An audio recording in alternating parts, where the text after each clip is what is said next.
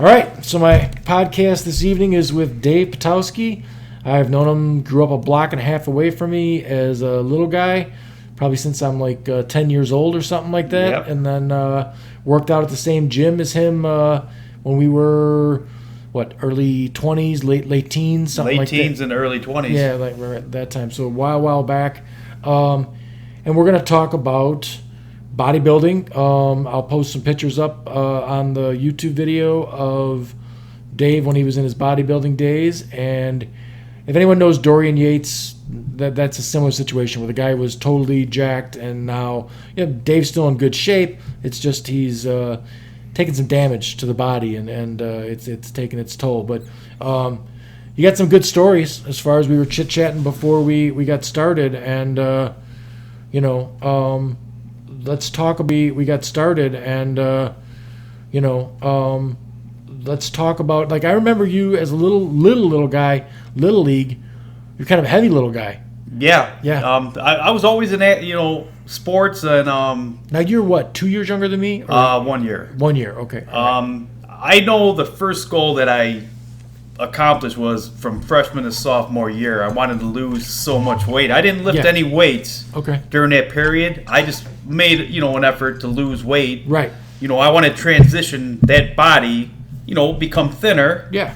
And that was the first step. I had no thoughts of bodybuilding at that time. Sure. So So you weren't like reading the Joe Atlas cover things in the back? And, no, you know what? when you lifted weights, you're going to put weight on. Yeah. So I knew I just wanted to get my weight down. Right. I accomplished that goal. And sure. Like everybody else, we started lifting the weights, and Right. really with no goals in the beginning. So about how old were you when you started hitting the weights? I would say around sophomore year, so it put me about 15 years old. Yeah. Everybody got their Good Olympic bench put in the garage. It was everybody's start back then. Right. Just gotta adjust a little bit. Yeah, right. So I was about the same. I think I got like crap weights. I think my parents bought me they were like the plastic coated with the cement inside, and it would leak out. Yeah, you drop them and they'd break and everything else. They were terrible. They were a standard little tiny hole in the bar with the wrench and the dumbbells. It was crap. But and the neighbor gave me down the street. I think it was Pete down the street. We called him, and he gave me an old bench that he wasn't using, and because he had bought it to lose weight, and he wasn't losing any weight when he lifted. He said he just moved the weight around. Yeah. But let's be honest. A lot of people buy workout equipment and use it for clothes hangers and everything else. Yeah. So like I'm always a big proponent of getting people, if you're gonna work out, to like have someone work out. And bodybuilding would be a thing to work out for, but like I guess I'm always geared towards sending people to go do jiu-jitsu or go wrestle or some sort of sport, because if you're just lifting weights for general cosmetic appearance stuff, you get lazy, don't go anymore, all that kind of stuff. But if you've got a tournament coming up that you got to wrestle in, you're gonna get your ass kicked if you don't stay working out. So it keeps people in there. Yes. But I remember when we were little guys or young guys, you had the genetics for it, because you put on like a ton of weight. I mean, I remember being at the gym with you, and having I think the first time I saw you, I had to do a double take, because I was like, wow, I think that's Dave, and it was. But you looked totally. I mean, facially you looked different. Everything looked different from when you were a little guy, playing little league baseball and all that other stuff. Yeah. So I mean, obviously it took over your life. What you're 15 when you start. When do you get serious? I went to, before heavy metal, it was Body Center, and I worked at Pepe's, Pepe's Mexican restaurant, so I would go to Body Center, right.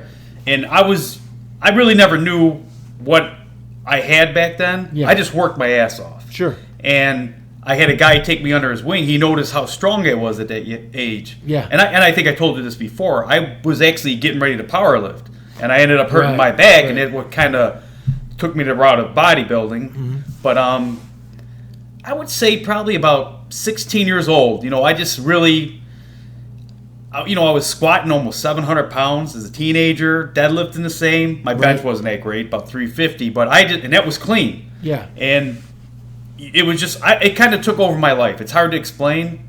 And then, we all looked at the muscle and fitness magazines back then, Iron Man, and just that look, and it's, everybody wanted to look like that, but I don't think anybody knows what it takes to get to that point. Right. It's a big sacrifice on your life. Right. And I remember some of the guys that were serious about it. They'd be in the gym for 6-7 hours a day, like that was their job. But that's too much, though. You don't, like I always tell people, you don't want to overtrain. You're better to undertrain than overtrain. Because, so what's because you grow at home. You grow at home while you're resting. Right. You're breaking your body down when you're in the gym. Sure. So I mean, it's hard for people to realize that. Right now. So in between reps and stuff like that, proper rest or just like kill you. Like so. You saw the Ronnie Coleman documentary on Netflix, yes. right? And they said that like he was a guy who like killed himself. He was picking up massive amount of weight, and obviously his body's taking the toll for it. But there were other bodybuilders around him that had a totally different philosophy on how they do it. And there's like guys in the gym now that their philosophy is if you can do 12, just do 10, because then you can come back tomorrow and lift weights again. You know what I mean? So I don't know, what was your philosophy? I think you should lift to failure. Every set. That's the Ronnie Coleman thing, right? He was always lifting to failure and everything else. And he was, an Adonis. The guy was like, what, a 5 or 6 time Mr. Olympia? Yes. No, he was I believe 7 or 8 times. Oh, okay. Yeah. Right. So a lot, right? Yes. And that's the biggest championship that there is in the sport. Yes. Right.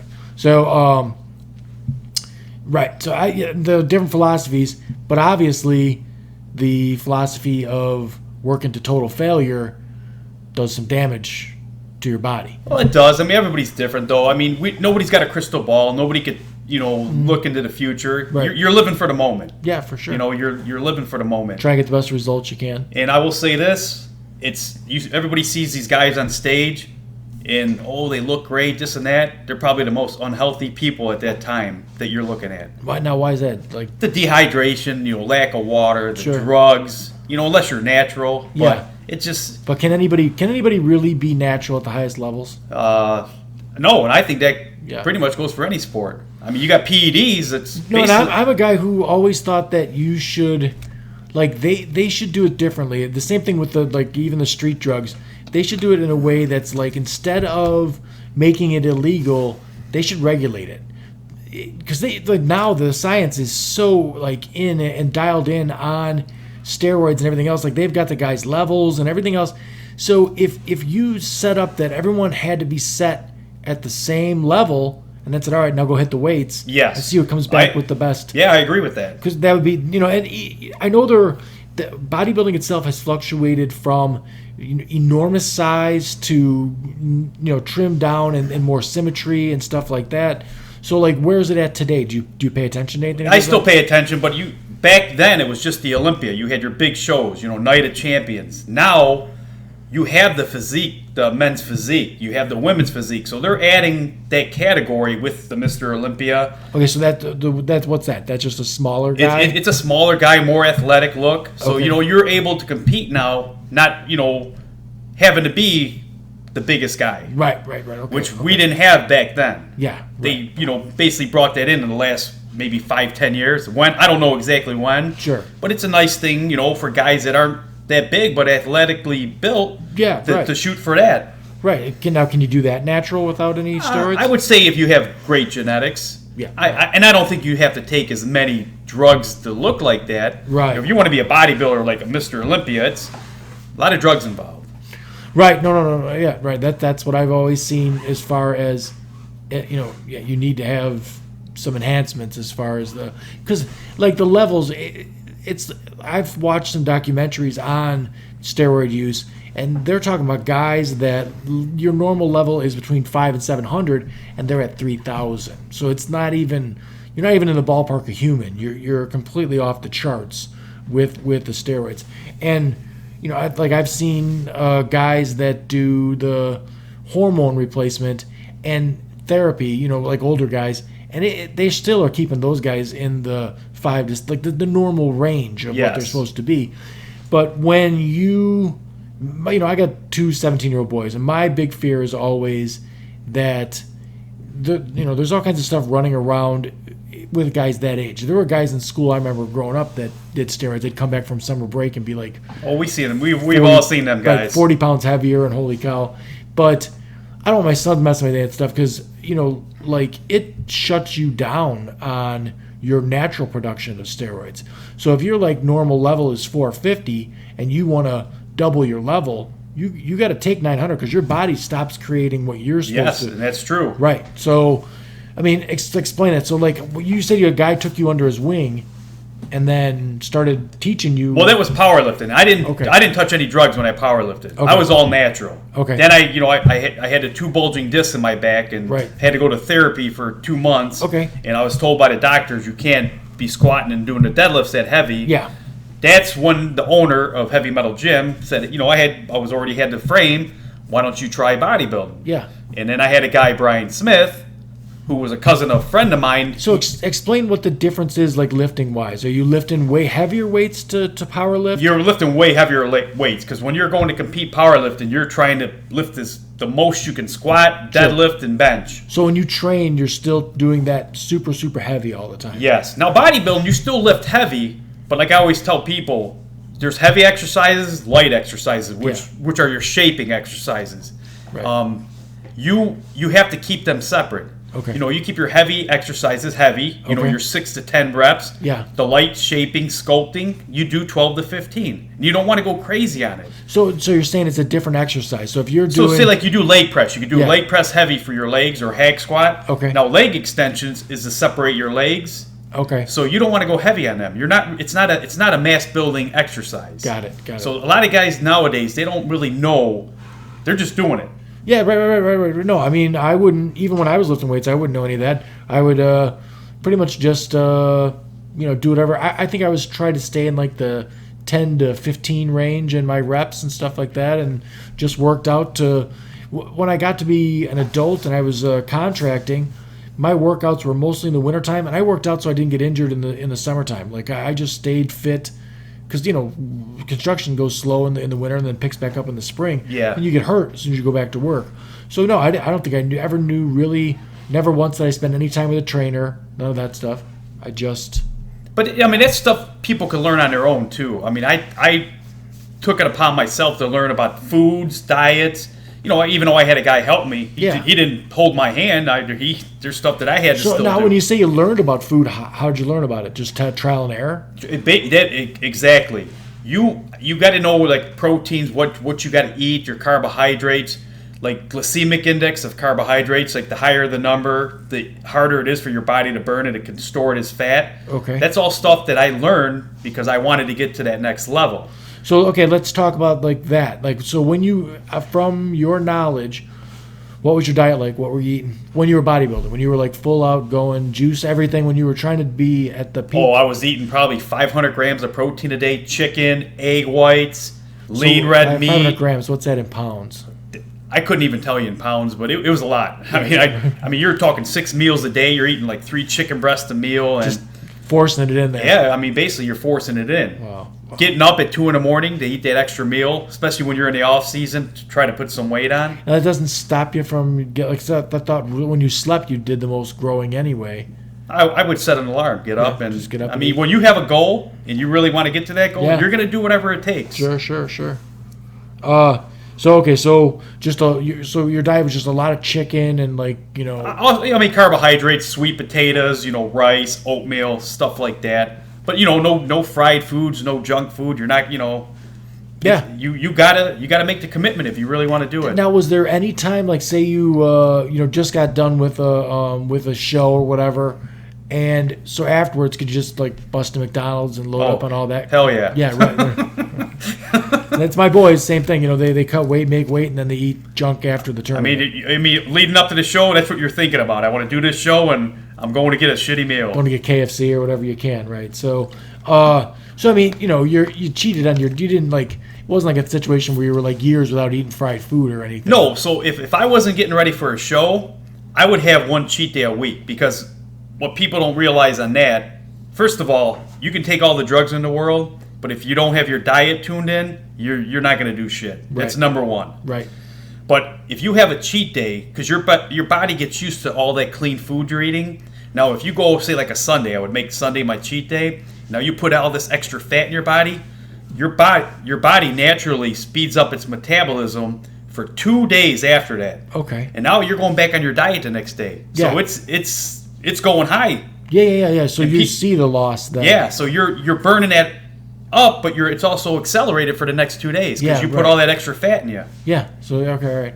I was always impressed with the guys that I saw like growing up that weren't in sports and all that kind of stuff. But like I get in a fight with a guy like that, and he was like a cigarette smoker and all that other stuff, and like never stayed in shape, but he still had like a physique on him. Like there's some guys that just naturally Yep. that have, and I'm not gonna lie, I was jealous of them guys. Yeah. Right. I worked my ass off, but them are the guys you were jealous of. Yeah. There were guys in that. I mean, there were guys that had weird philosophies and stuff. There were guys that just were like, all right, I'm just gonna do 100 of everything. They're just super high rep stuff, and I don't know if it was just genetics or what, but like some of that stuff worked for them. They looked like they were really ripped guys. And we had to work our butts off. I had to work real hard.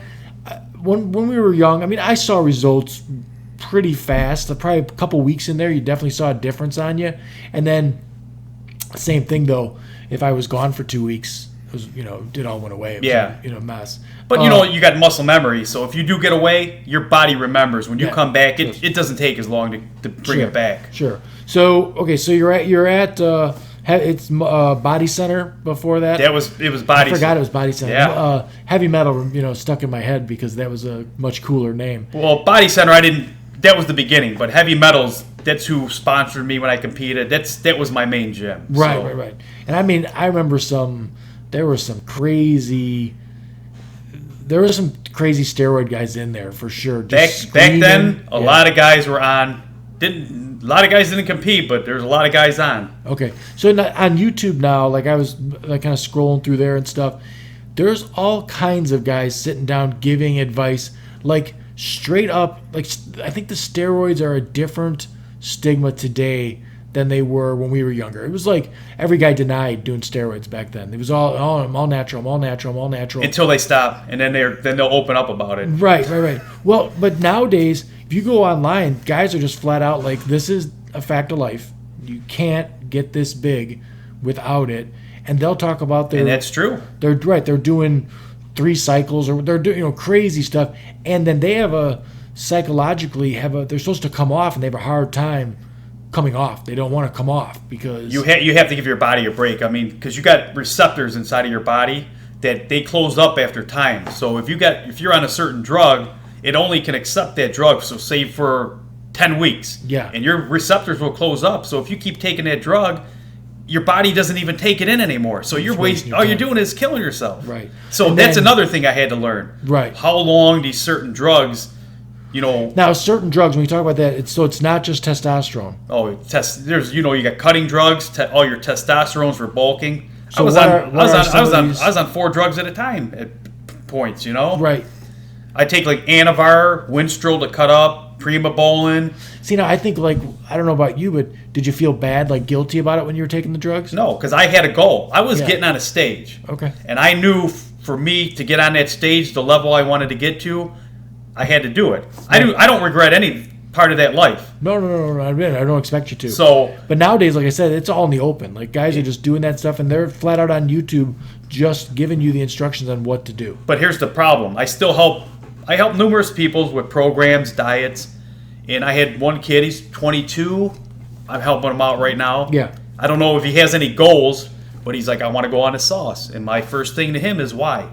Why do you want to put something in you that could alter your health if you have nothing to shoot for? Yeah, and he's got the genetics for it, so he's putting on. He's bulky, but the day I stopped competing, I never did a steroid again. There was no point of me doing them. Right. And if you look at bodybuilders, you go back to the Lee Haney's, like you were talking about him watching the podcast with Joe Rogan. Yeah. You would never think he bodybuilt in his life if you look at him today. It's a short period of a man. Dorian Yates. It's a short period of your life because of the abuse that your body takes. Right. So you have to accept you're not going to look like that forever. So, what would you say for a guy in that sport, top of the game? What's the age? When do you age out? I left when I was 22, Yeah, but that's young, right? And like, do I regret it? There's certain things I regret. I had potential to be very good, but I already seen some of the dark sides of the drugs and that. Right. So I walked away with my health. But Now that's set up in weight classes, right? yes, So you're not a tall guy. I was a middleweight in the last show. Okay. I took a year off. I put on probably 30 pounds. I went as a light heavyweight. That's what I was telling you earlier when I cramped up real bad. Yeah. And I had to leave. I got disqualified. But for my height, I was a little bit too tall for middleweights. But I was like a light heavyweight. I was perfect. A little bit shorter, but I could go in there.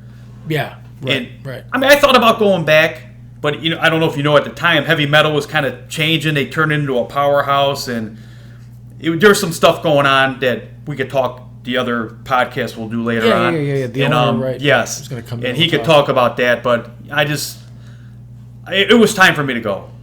Right. Okay. So how long typically were you training for a show? Like, what was the Probably 10 weeks out, I would start dieting. right? But- And then like all egg whites at the end. It or was whatever? very low carbohydrates. Right. If anything, I was eating more vegetables, and then lots of water. You always keep your protein up. Yeah. You get some good fats in you, but to really thin your skin out, you got to really cut your carbohydrates down. Now, is there any difference now in the way that they do stuff? Because like my boys, I've talked to guys that were really good wrestlers 30 years ago, and the weight cutting and the things that they did is not the way that my boys do it now. Like they do it completely. I don't want to say completely different, but those guys used to like be just on ice chips and starving themselves. My guys, they don't miss a meal. It's just the right food. I think to cut up, to get to that really thin skin look, it's basically the same. There's really no way to do it. It's that dieting's the same. Now, maybe like bulking up, like in the off season could be different, but I do follow it, but I really don't pay attention to the diets anymore and what's going on with that. So is that a genetic thing though? Like, so if a guy's got like, because I mean, some guys have thinner skin than other guys do. Like if you're a boxer and you're a guy that's got thin skin, that's not good. You're gonna cut. But if you're a guy with like leathery skin, then you can take all the shots in the world. So I mean, some of it is genetic, but like you said earlier, I was not a thin kid growing up, and I was one of the most cut up guys on stage every show. Right, I just meant your derma, like your skin itself. Is there a thinness or a thickness to a guy's skin? Because I know guys that like, there's guys in boxing that cut easy, like real easy, and there's other guys that you couldn't cut them if you had a wrench in your glove. You know what I mean? Well, I think anybody could cut. It all depends on how. If you want to sacrifice and go through it to do right. it. Oh, so you think that the skin thins out? It might be harder for somebody else than it is for the next guy, but it's possible. Right. I was always just like when I read the Muscle Fitness magazines when we were kids, there was always like articles about like the guys that had the perfect starting point, like genetic wise, and when you see I always see people that feel bad or like embarrassed to go to the gym because they don't have the genetics for that, and then they got to go to the gym and they're like, they're overweight or they're super skinny and stuff. And some guys, it doesn't matter unless you cheat. Not cheat, but like unless you change your steroids or change your genetics, you can't. There's guys that are just skinny guys. They can't put that weight on. That's not going to happen. So. But there are guys out there, like you said, that they just look at a dumbbell and start getting bigger. That's genetics. Right. I worked with a guy that he would go to lunch, he would eat 2 cans of tuna and get fat, and I'd be hitting a double bacon cheeseburger, and I couldn't put any weight on to save my life.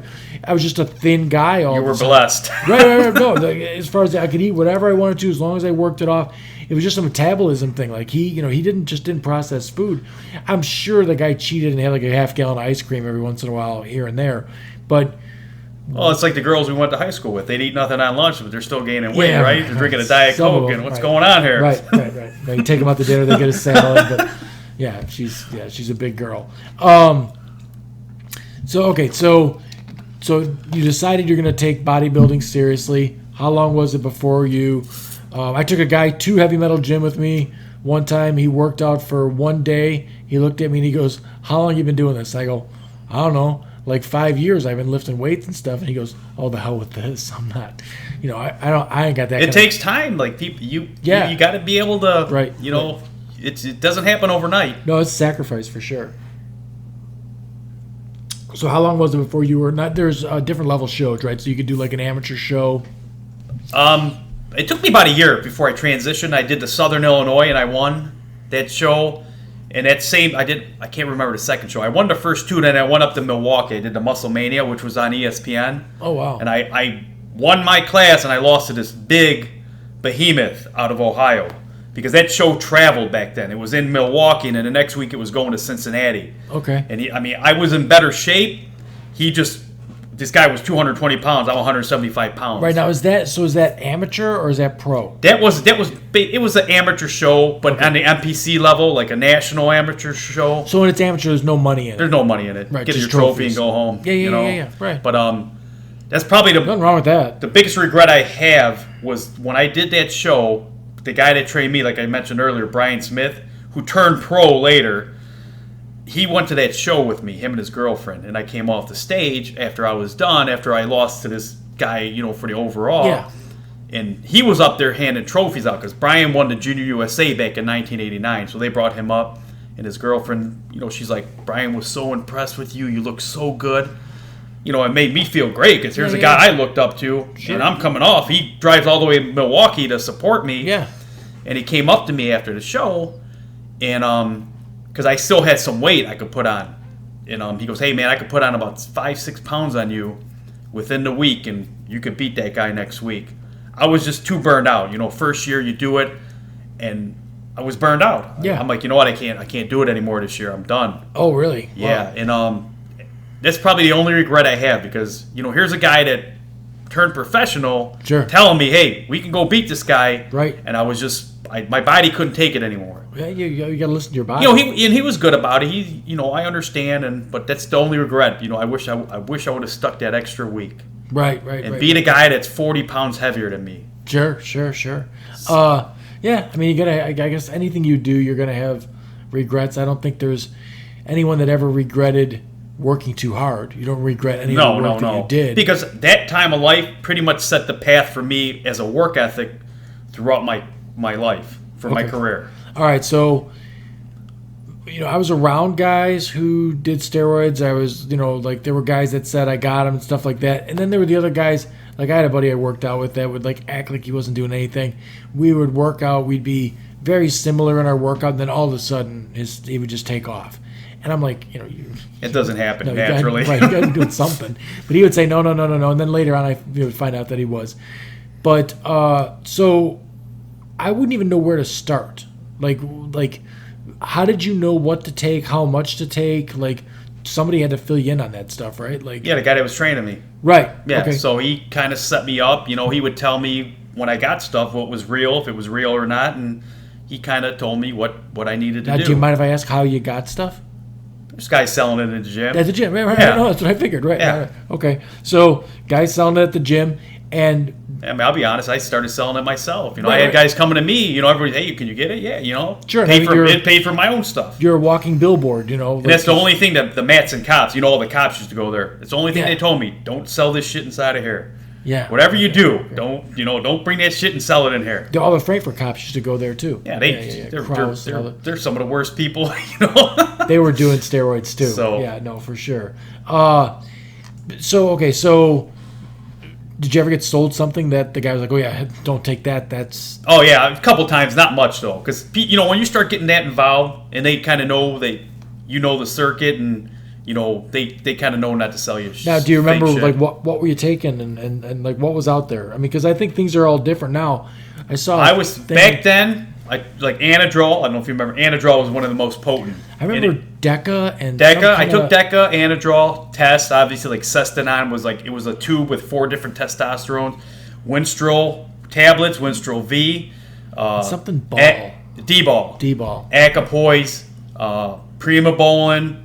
Right. And then I would take for a show. There's something called clenbuterol. It's an asthma medicine. Okay. And what it does, it raises your body temperature. like a degree and a half. So you would take that 2 weeks before your show. You didn't want to take it any longer. So then you sweat. It sucks the fat right. I mean, it would just take everything off your waist. Wow. So what was the thing that was like the best? Like because I don't want, if you're a professional athlete, I think that, like I said, they should regulate that the same. Same with bodybuilding. They should say, okay, listen, everybody's levels are going to be exactly the same. It's going to come down to how smart are you and how much have you trained and how your diet is. And like I said before, 70% of what you do is your diet. This is what was told to me by Brian Smith. I don't care how many drugs you take. If you do not diet right, you will look like shit up on that stage. Right, okay. So certain things stick in my head that you'll never forget. Right. So you have to diet right no matter what. Look at Tom Brady. Yeah. He claims his longevity is because of the way he eats. And sure. Me being what I did. Yeah, he's not great looking, though. Have you seen his body? I don't look at men's bodies. Well, they put pictures up and to make jokes about it. He looks like, he's got the dad bod thing going on. He don't look like he's... I look at his wife. Yeah. Well, he does, but he does not look like an elite athlete. No. At all.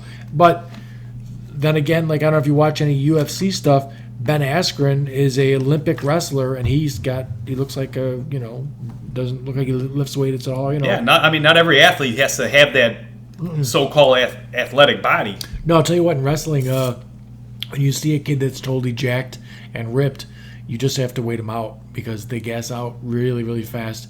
The lactic acid builds up so fast with all that muscle that you can usually get them in the third period. But, so you go through trial and error. Anything you took that was like, I'm never taking that again? Did you learn anything? Like, obviously, this guy that told you stuff, he figured out or he learned from somebody else that that's junk or this is no good. Anything you took that hurt you? No. I mean, I took, like I said, Anadrol was the most potent drug that you could take back then. Now, what is that? It made you very strong, put some size on you, but it was in pill form, so it went through your liver twice. And but it gave you massive headaches, but it made you strong as an ox. But, oh yeah. So what? I mean, it's not a steroid. It is a steroid. Oh, it's steroid. Okay, all right. But that was probably the one. I mean, that one I didn't feel right on it, because of the headaches and that. Anything else I took really never affected like the way I felt. No. And what about? How do you cycle that? What did you do? You did 1 month on or 2 months? That was 6 weeks. You didn't want to go more than 6 weeks because of the toxicity of it. Do you do everything for a certain amount of time, like come off everything, or just come off of one thing and like switch it out? Well, like I said earlier, with your receptors, yeah, if you knew how to play the game, you could stay on it all year long if you really wanted to. Because if you switch drugs, your receptors will reopen, and if you're taking another drug, it's going to open for that. It's closing to one certain drug. Got it. Right. So right. I mean, there's times I stayed on for a couple months, and then I would come off, get clean. But that's the key: is if you're going to do it, you got to train harder when you're off of it to keep your gains. Okay. Everybody's going to grow when they do it. Right. So you want to train harder when you come off of it. Now, what about? I've heard things like when you come off steroids, you got to do estrogen blockers and all kinds of stuff. Or when you're on them, I think you're supposed to. For bitch tits. Yeah. Right. Yeah. Right. Well, that and any kind of like. I mean, I know that your balls are supposed to shrink and all that other stuff. Yeah, there's drugs that bring them back. Yeah. Oh, really? But like you said, like the estrogen, yes, males do. They call them bitch tits, gynecomastia. Yeah. I mean, I actually had mine surgically cut out. Oh, wow. Yeah. So I could never get them again. So. Oh, wow. Explain that. So wait a minute. Like, so you had like. I started getting them. So I mean, it's a cosmetic surgery, but I found a surgeon that because males, and I mean they can get breast cancer. You have the tissue to get it. Yeah. So he basically put it down as something like breast nodules because he knew I was competing. Okay. And so my insurance covered it. Oh, nice. So once I started getting them, I didn't want to, So he removed your mammary or whatever, the gland that's there. He took it out completely. Yes. So then you never had that problem then? No, not after. Like I said, they started coming in, and then I put an end to that. Oh, wow. A lot of bodybuilders get it done, Yeah, I didn't know. That's something I totally never would have even. I mean, it sounds like the right thing to do, I guess, if you're in that profession. And I've seen studies now. How they say like all these meats now have hormones in them that guys were getting it because of that. They don't even do steroids because of the hormones in the food you're getting. How they're pumping up these chickens and these cows. And everything else. Guys were starting to get it because of that. Never took a steroid in their life. Wow, you'd think you'd have to eat a shit ton of chicken to get. that level of steroids. I mean, everybody's body's different, you know. You don't know. Right, more sensitive to it.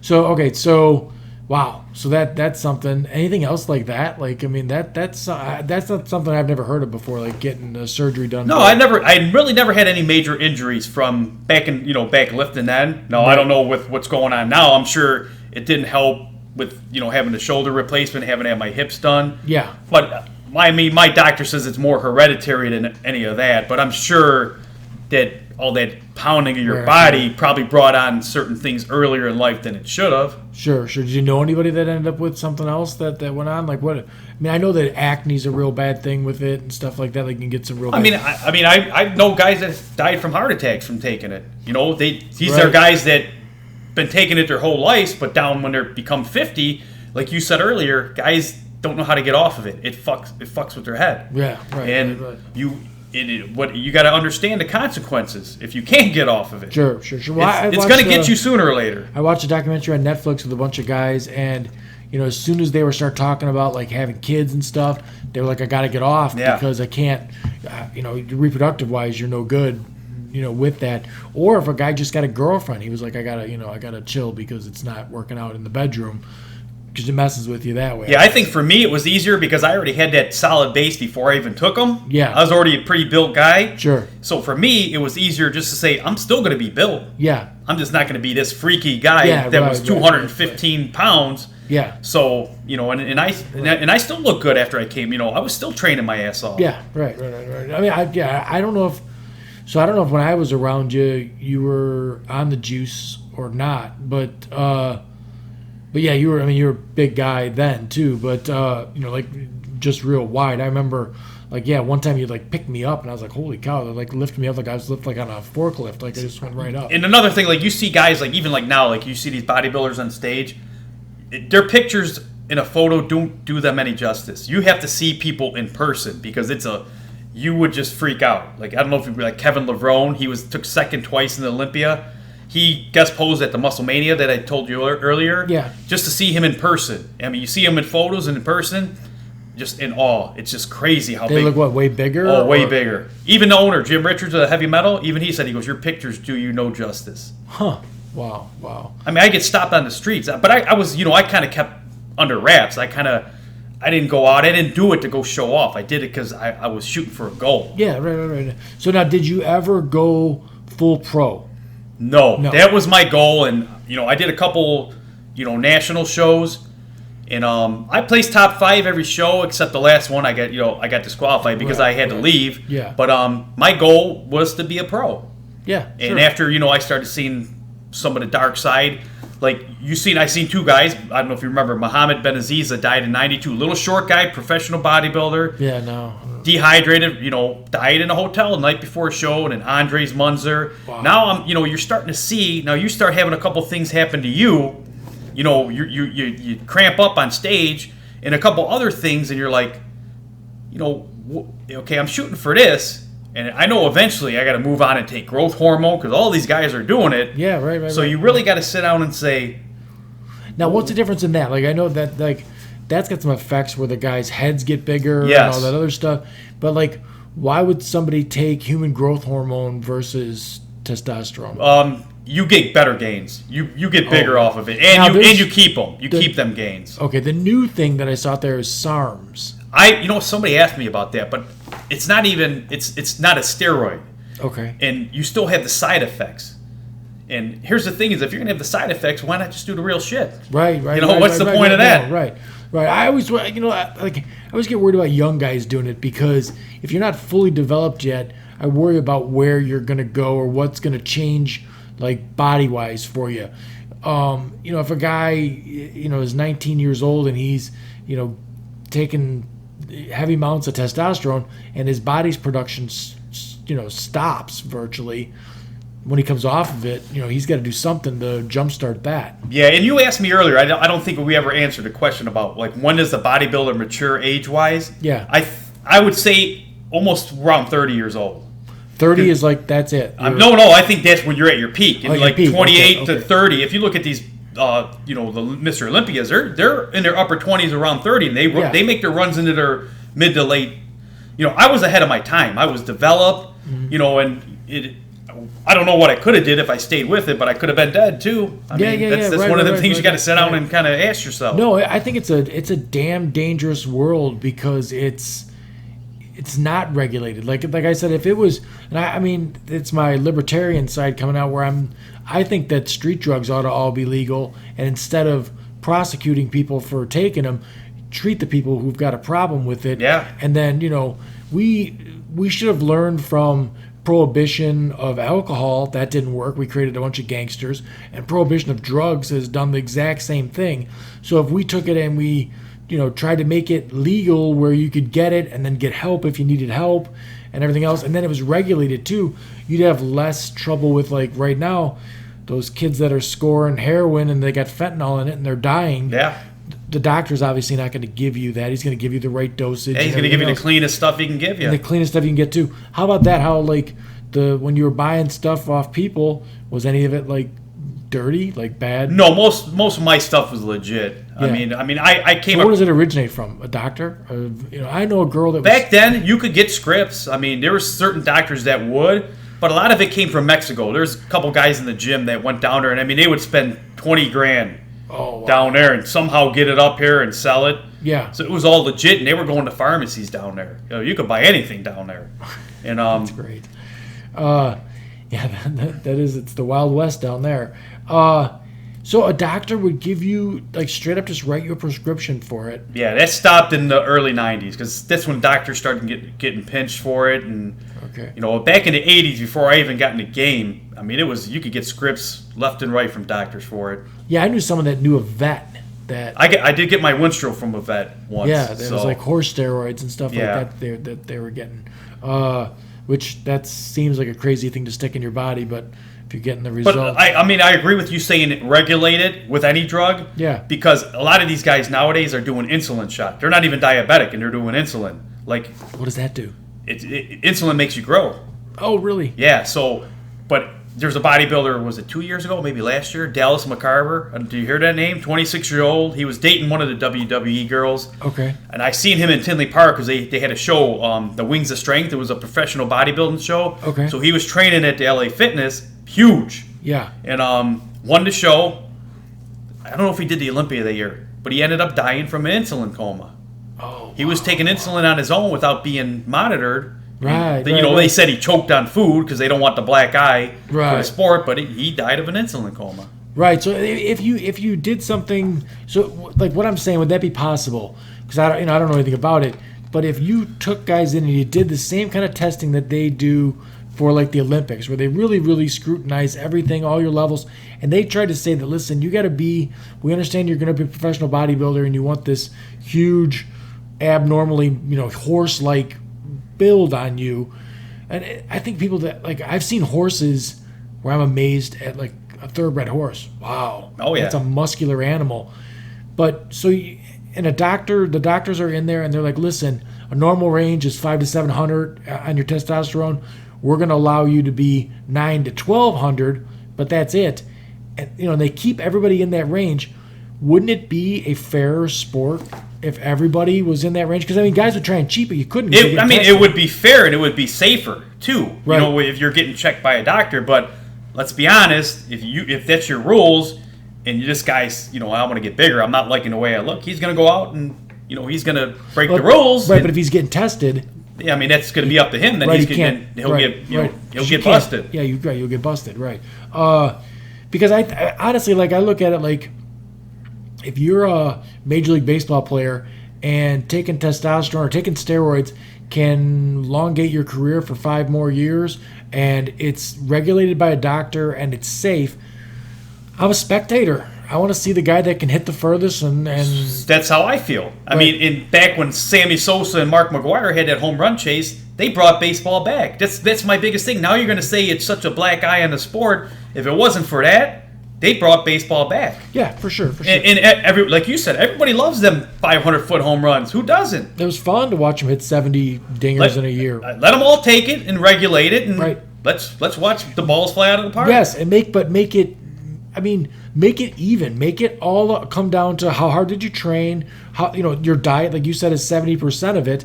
But if you just made it that it was, we're going to test everyone, it's going to be right in this, because right now what they do is a joke. It's like random testing by, they just test some guy they know is not on it or whatever like that. I mean, and you got to train your ass off. You know how I was back then. I trained my ass off. Go in on Christmas Day. I had a key to the gym. I trained. Steroids don't do anything unless you train your ass off. Right.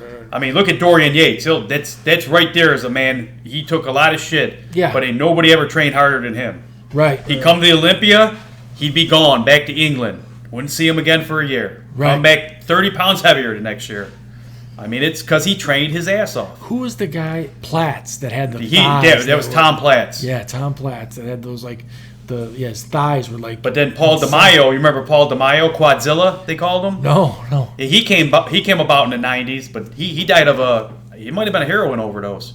Oh, wow. See, that's the problem is a lot of these bodybuilders, when they come off, they transition to another drug because they can't accept, so they start doing something else. Yeah, so the psychological is what you're talking about, right? You get depressed and everything else. Yep. So how did that affect you? I mean... Didn't affect me at all. No.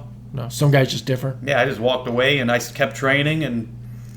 I did what I did. Yeah, right. Because like I said before, I trained natural and I was, I knew I would still look good. Yeah, sure. And that was your main concern, was looking. I mean, I always wanted to look good, but I wanted to stay fit. I made, I lost all that weight, and then, even though I knew the bodybuilding time was over, it's still part of my life, and I still want to look good. Yeah. No, I mean, everyone should want to look good for sure. I'm not knocking it. I'm just saying that, when I lifted, I kind of took a different view on it. The looking good part for me was a byproduct. I always wanted to be core strong, or just certain things that I wanted. I wanted functional strength over cosmetic strength, sort of a thing. So everyone looks in the mirror or whatever like that, but that really wasn't what I was doing. And then some of the stuff that I did, if I was boxing or something like that, then.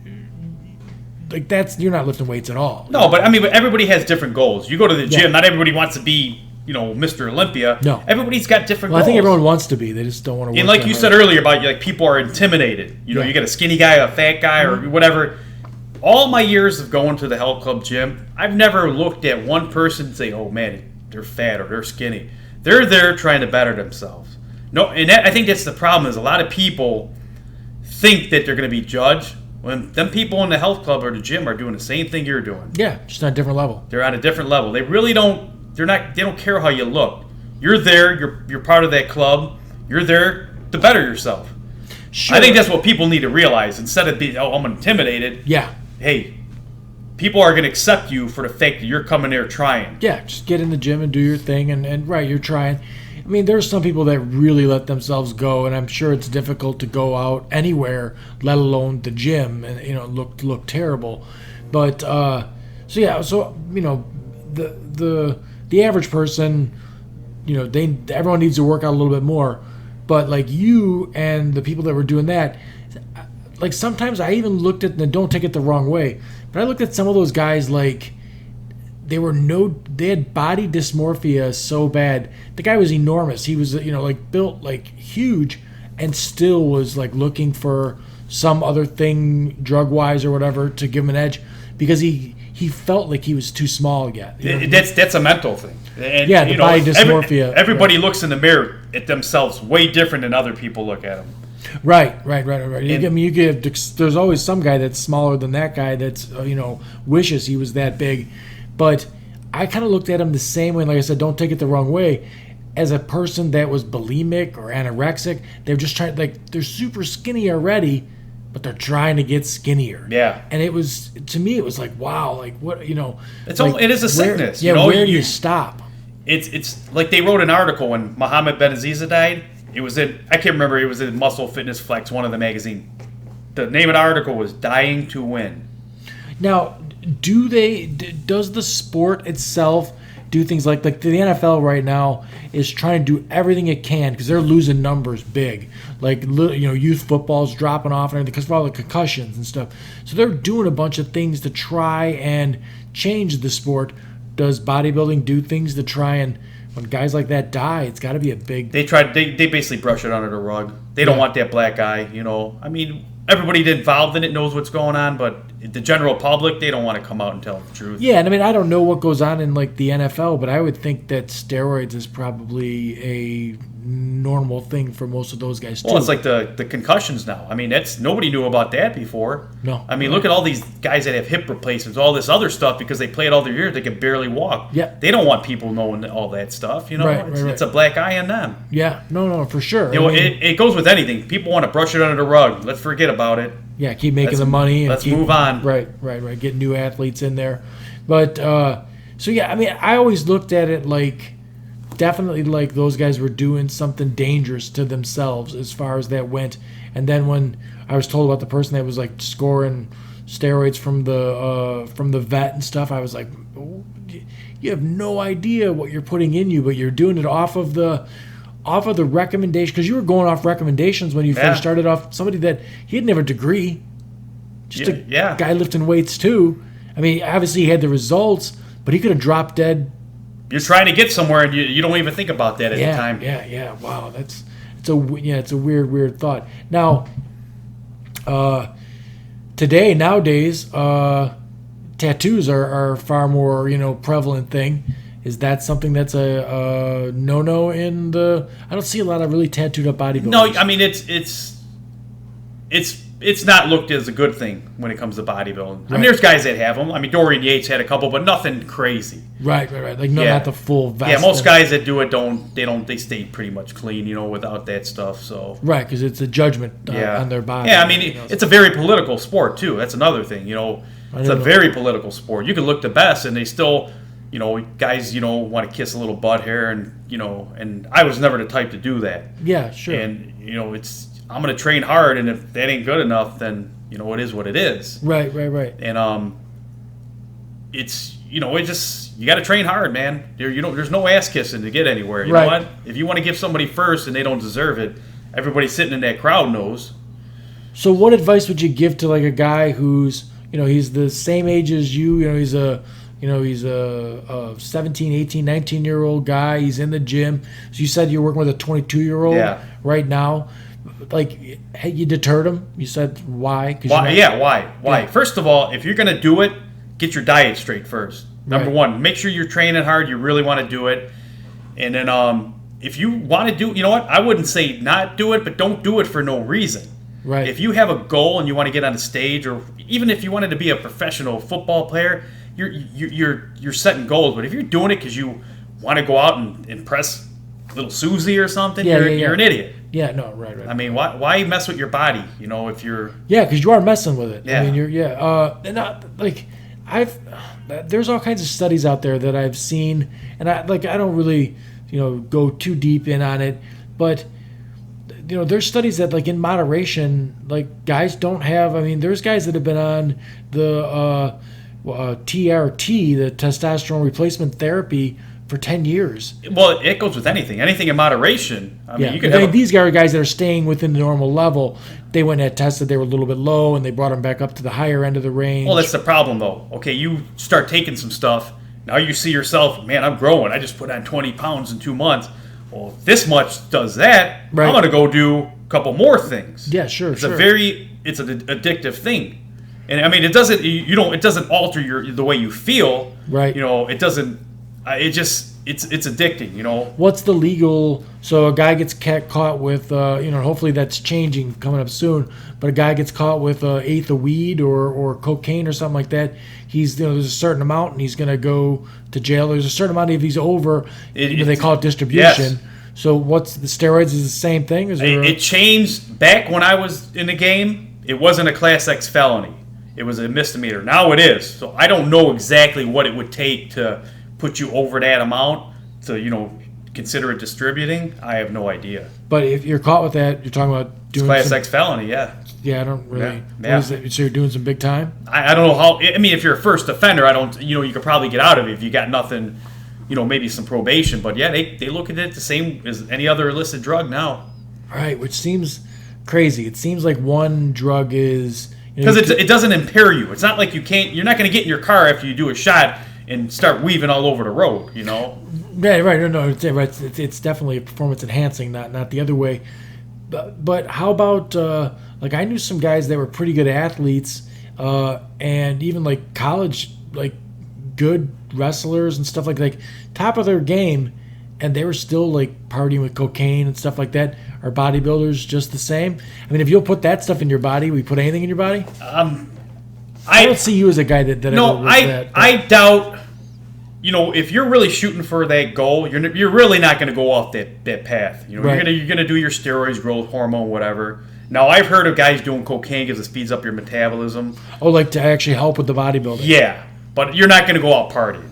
Okay. You got your goals. It's a pretty strict lifestyle. You know, even though with the steroids and that, it's a pretty. Wasn't there something in Pumping Iron where Schwarzenegger was like smoking pot or something? I like think that? so. Yeah. And he would always he'd go out after a leg day. He even said he'd go drink beers. You know. Yeah. I mean, there's nothing wrong with that, but Right. no, the illicit. No, it's you're already putting too much stuff in your body anyway. Why do you want to even add fuel to the fire? You know. Right. I just it seems like a totally different thing to be doing as far as that goes. And then I remember the only tips I ever got, because I never did anything. The supplement stuff, and I mean most of that's junk as far as the stuff you get from GNC. I mean that's just all. I mean, you could get good protein powder, stuff like that. But when Right. you start talking about aminos, if you eat the right foods, proteins, you basically get all your aminos out of that anyway. Right. So when you were taking the juice and stuff, you weren't like buying $400 worth of I supplements. was taking supplements, but nothing crazy. I took a good vitamin mineral pack. Okay. And I took some aminos that broke down in your body during your workout. It wasn't Right. the whole boatload of them, but you replace them while you're working out and after. So I think my boys are taking like branch chain amino acids. Yes, that's what they are. That's the ones that break down in your body while you're working out. So that's a good thing. Yes. Okay, so they're taking that, and then they're taking some kind of like I can't remember what the other one is. That's it. Like some fish oil and stuff like that. Yeah, Like that's nothing, good for your joints and your heart. Right. Nothing too major. But I think they have friends that are, taking creatine and all kinds of different the SARMs and stuff like that. And I mean, I would just rather they stayed away from that stuff. To be an athlete in the high school level, I don't think it's necessary. No, and like you said earlier, your body's still growing; it's changing. Why do you Right. want to alter any of that at that Yeah, point? well, I don't want to alter anything, but when you're being competitive and you got a goal, like you said, sometimes it's hard to make sure that a guy's not doing that thing. And for me, when I see someone, and I've seen a couple guys that for sure it looks like you're doing something, it's a little frustrating to see that because it's like hey, you're cheating. You're not being Yeah. fair with this situation. So yeah, I would like to see it on a professional level, definitely just regulated and everything. And I wonder how that would change the sport because there's a lot of sports where the cycling and all that where steroids are abused, but I got to think that bodybuilding's got to be the one where it's like you're doing what? It's crazy. Yeah, it's right, crazy. Right, because I mean, you're looking for freakish results, and you see guys that are, like Clemens and stuff like that. Guys that don't even look like they got any muscularity at all were accused of doing steroids, and they could have been, but probably never on the level of like a Lou Ferrigno or anything like that. That where they're really killing themselves. Who was the Lyle Alzado, who like end up with brain cancer, but. Now there were doctors that said that it's not necessarily, correlation isn't causation sort of thing. Like you can't say for sure that that's what it was, but Lyle Alzado was positive that it was all the shit he put in his body that killed him in the end. Well, like Mike Matarazzo, if you remember him from the '90s, he was bodybuilder? a professional bodybuilder. Yeah. He died of heart failure, and because your heart's a muscle. Yeah, he claims it was all from the steroid abuse. Right, and your heart just keeps getting bigger and bigger Yeah. along with everything else. Now, do you ever?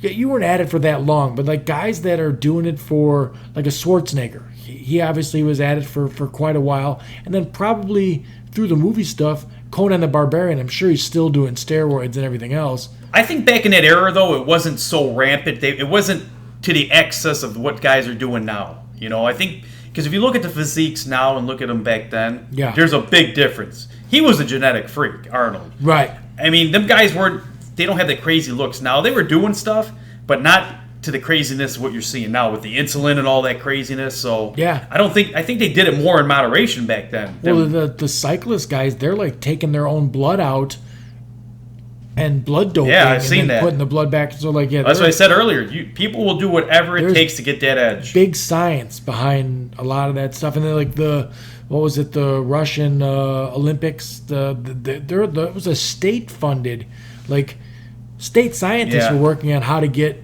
this thing done and pass the tests and everything else. So yeah, no, crazy stuff. And it's never going to end. No, somebody's always going to look to get that edge. And I don't have a feeling that honestly it shouldn't. I think it's especially in this country, it's a free country and you should be able to do whatever you want to. I think that if they shed more light on it, that it would be safer for people are going to do it. Yeah. I mean, obviously guys were here going all the way down to Mexico and getting all this stuff. And I remember seeing some of these guys driving shitty cars, living in their parents' basements and stuff like that. You know, you're doing all that work. That's like a full-time job for a trophy. Yeah. No money. That's what people are. They're trophy hunting. Right. And right, you're sacrificing your health too. Yeah, sure. So I mean, if you had any way to go back, how would you do it different? How would I do it different? I probably wouldn't do it different. No. No, I trained hard. I never kissed ass. I did it my way, and I got out when it was time and kept my health. Yeah. The only thing, like I said earlier, I would have did that show back when I was 19. I would have did that show. Good. I'm glad to hear that. Yeah, that you don't have those sort of regrets. Another thing, like when it comes to bodybuilding, you got to take some criticism from people, like people that don't look like a bodybuilder. Like you get judges, that they'll criticize you. And I remember one time, one of them was at Heavy Metal, and he kind of give me some criticism earlier about what I need to work on, and I'm looking like, who the fuck are you? You look fucking, you're 110 pounds soaking wet. Yeah. But he's a judge. It's like you got to listen to these guys. And I learned over the years, like, just listen to people, man. They're trying to help. You might take it negatively, sure, but if you want to keep moving in anything, you might want to listen to what people have to say. I tell my boys to listen to every single person and then just try and discern what's good information and what's bad information. Never give any, especially if they're an adult. Always respect an adult, no matter. I don't care who it is. And there are tons of coaches that are handing out advice that's not the greatest advice in the world. And I'll get like their high school coach going to me like, hey, make sure they're not listening to this guy. I'm like, relax. Like, they're listening to you. You're their coach. But, I tell them that they got to respect every single adult that's been there and done that. They got to listen to them. Like, they don't got to do what they're saying, but they got to just take it in and be respectful and everything else. Because people that have been through something, they have a lot of advice. That's part of the reason, like I was doing the podcast, was there's all kinds of people that have been down a path. Some of them learned from a bunch of mistakes. They never made it anywhere, but if they could redo it, they would have changed X, Y, and Z, and they're sure that they would have ended up, in the right spot, sort of thing. So, you got to learn from whoever you can learn from. How did you, were your parents super supportive of the whole thing? My dad was. My mom hated it. Why? Oh, she hated it. She knew it with the drugs. She thought I was, she's seen how much the effort I put into it, and she did not like it. No, huh? No. She didn't go to one of my shows ever. No, huh? Oh, no, wow. She would, she wished me luck, but I think that's awesome. She stuck to her guns, That's what she felt. Well, she was kind of right? I mean, you were doing things that weren't regulated. She didn't know what you're putting. I mean, dads are dads. They see you. They don't give a shit what you're taking. They just say, man, look at my son, how big he is. Blah, yeah. Doing real good. But, it's like, like my mom, she knew what I was doing, but she never really seen it. I mean, come on, you know how big I was. It's like, yeah, right. But the one time I took a shot in the bathroom and I left the needle on the counter and I got caught. And for her to actually see that, really, she started crying. It's like, and I basically, she's like, I want that shit out of here, blah, blah. I go, listen, I'm doing it here. Come on.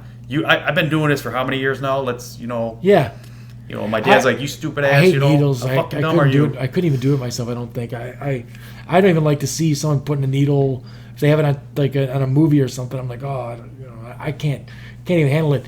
Like, looking at it. It's not the pain thing. Like, I don't care about that. It's something about the needle going in there. I mean, the first time you were doing that, nervous? No. Not at all. You knew what you were going to get out of it. I knew exactly what I was getting. So That's great. All right, man. Well, I don't know. I got a lot of info out of it. We're an hour and 5 minutes in. Anything else that you can think of that you really would go over? I mean, no, I think that was like my perspective because I kind of lived my life in a bubble back then, Yeah. And I told you, I want to do a podcast with Jim Richards, who owned Heavy Metal Gym. Sure. Kind of give you his outtake on how I was in the Now, gym. does he own a gym now? No, he owns APEC Incorporated over in New Lenox. Okay. But like we were talking on the way here, and that was a fun part of our lives. Even he gets excited about it. That was like. And now, he's is he a bodybuilder guy? No, he wasn't a bodybuilder, but he's excited. He wants to do the podcast. It was his place. I was his guy. He sponsored me. And, Yeah. And now that was the spot, right? That was the south side spot. Like back then, you had Heavy Metal over in Madison. That's where we went. Yeah. And then you had Quads Gym out of Cal City, which that was where my guy Brian Smith, Timmy Smith were out of. That's not there anymore. There's one up in the city. Okay. And Eddie Cohen, if you ever heard that name. Strongest man pound for pound ever. Really? Out of Evergreen Park. 74 world records powerlifting out of that gym. Wow. Then you had, like up north, you had the yuppie gyms, like the World Gym, Powerhouse. I'm trying to think of the other ones around here that were. Do any of those exist anymore? L's Gym in the city was a big one. Is there like a Golds and a Worlds and all that stuff anymore? Up north, I still think Schaumburg might have one, but you're going to more of these Lifetime Fitness, LA Fitness, Anytime Fitness. Like we were talking on the way here, So nowadays a bodybuilder goes to LA Fitness and works out? You don't see as many bodybuilders now that you did back then. Yeah, back then right. you seen a lot more. It's not like even if you do see one, it's like people are like nobody's impressed by it. And like we were talking on the way here, like back then, like Heavy Metal, it was dirty. Old machines. Yeah. Nowadays everybody wants clean hand wipes. They want to wipe everything down. Like I told Jim, I never once wiped the fucking piece of equipment down, and I ain't gonna start doing it now. Right. Right. That's. I don't think that I felt like I was in someone's basement at Heavy Metal. Like it was in the little strip mall thing. It wasn't like. But see, it originated in Chicago. Then they moved to Oak Forest. Okay. That's when I was powerlifting in a little warehouse. Yeah. And then when Body Center went out, they ended up moving out there. Right. No, it wasn't like a warehouse. It was nice. It was, everybody was, it was good people in there. Yeah. I enjoyed going there and everything else. I do remember like there was at least 3 or 4 guys that were like just screaming in the mirror and everything else. And I was one of them. I was like, there's no need for that. No. But yeah, I look forward to getting Jim on and talking. I'm sure he's got some stories as to some crazy shit that went on. I remember there being I don't remember ever seeing it there, but someone told me that like guys used to throw their needles into the ceiling. Not at Heavy Metal. There was I think it might have been Hammer's Gym in the city. Okay. Yeah, there was. Okay. They would find the needles. They take their shot and throw them up. That's what I'm saying. Back then, almost everybody was doing it in the gym. I would say half the guys were doing it. Right. And I almost wish I would have done it just to see what you would have gotten out of it. But hey, you know what? But you got guys. Nobody had goals. Nobody had goals. And then you get the shit talkers. I remember. Oh, I'm going to do a show. I'm going to beat you because I wasn't that. I was big when I wasn't. These guys are 6'2" and I'm 5'8.5". My thing to them was, well, fucking start dieting, get into a show and see if you can beat me. Stop talking about it. I was working out next to a guy one time and he was not built at all. And he's looking in the mirror and he's like, all natural. And I'm like, yeah. Yeah, I could tell. Looks really natural. Looks like it's on the couch. I don't know what you're talking about. And like I've had guys there that they would actually start dieting for a show, and 2 weeks out they had enough. It's very hard. They would quit. They would quit. When you're in the off season, you're trying to get big. It's great. You can eat, but when you're getting ready, it's hard. It's tough. And we're talking about. People that are listening, I hope they get that we're talking about. You're not just going to the gym, lifting weights, and trying to eat right. You're eating 6 meals a day. It's a 24-hour sport. Like my boys looked up The Rock's diet, and it was like 6 pounds of fish the guy was eating during a day. Like it was. You got to make that. You're not only training, you got to make your food. And then if you're, especially when you're getting ready for a show. I remember my cousin's wedding in '92. I actually went home at the reception and ate dinner, but I was stood up in the wedding. I had to bring my cooler with me to make sure I got my meals in. That's dedication. Right. So it's not right. It is to an extreme, like your entire life. So like the wrestling stuff with my boys, which I always keep bringing up, but it's a totally different thing when you have a kid in wrestling than you have a kid in baseball or football or basketball. My sons are never not thinking about what they're doing. If it's lunchtime, I can't eat the Twinkies. I can't have. If you're a football player, you can eat whatever the hell you want to eat. Yeah, make it. If you want to be a really good football player, obviously make it to the gym, do the practices you're supposed to do. These guys, for my guys, they wake up in the morning and it's like, all right, it's Tuesday, I got to weigh in on Thursday. Every morning they're on the scale. Some people have said to me, like, oh, your kids are going to have eating disorders and all this other stuff. The only eating disorder my guys are going to have is that they eat healthy, and that's it. Yeah. And they eat everything that you give them as far as that goes. But it is a full-time job. I mean, you obviously, it's an obsession. You had to be thinking about that constantly. You got tunnel vision. Right. I mean, nothing else matters. Right. You got tunnel vision. You couldn't go to a wedding without bringing a cooler. Obviously, you couldn't go to a job. Were you working? Oh, yeah, I was working. I was going to Moraine Valley, and then I was working at Turtle Wax in Orland. Okay. I actually had a good group of guys I hung out with in Oak Forest that accepted, because a lot of people don't accept that. You go out, you're 18, 19, 20, and everybody's out drinking. I didn't want to be around that, but these guys, my buddy Kevin Smith, Mike Smith, his cousin Brian is the one that trained me. Yeah. I'd go out there. Nobody bothered me because I wasn't drinking. They just wanted me to come out, hang out. They called me Davion because I had my Avion bottle. And, they accepted, it's kind of, it's hard. It's a hard thing when you're putting yourself through that. A lot of people don't understand why. You're sacrificing. Yeah. Like, I understand what your sons... It's an individual sport, even though it's a team sport. Yeah. You got to dig deep down inside and ask yourself, what do you want? And you got to pull a lot of that out of you to get there. Sure. Especially when you're struggling. Right, wrestling's a weird one because it's an individual sport, but it's also like if the team stinks, then I think it's even more difficult to excel all on your own because you're the only kid in the room working really hard and no one's taking it seriously, but you have to. So it's better if the team is good. But the team result doesn't matter in the end because the end result is trying to get to state and place on the podium, at state for that sport. And, I would equate it to being similar to the bodybuilding thing because you have to be, you can go to the gym and look good. You can get ripped, whatever you want. But the bodybuilding thing, to be in the elite, it's got to be full time. It is full time. Yeah, right. Well, it's good. Anyone who's passionate about something, that's what I'm always looking for a podcast. And like I said, the gym guy, when in a month or so, if he gets time, I got a bunch of podcasts. Yeah, like I said, he was looking forward to it. I think that'd be even a little bit more interesting when he could tell his insight. Yeah, because he was. How long did he have that place?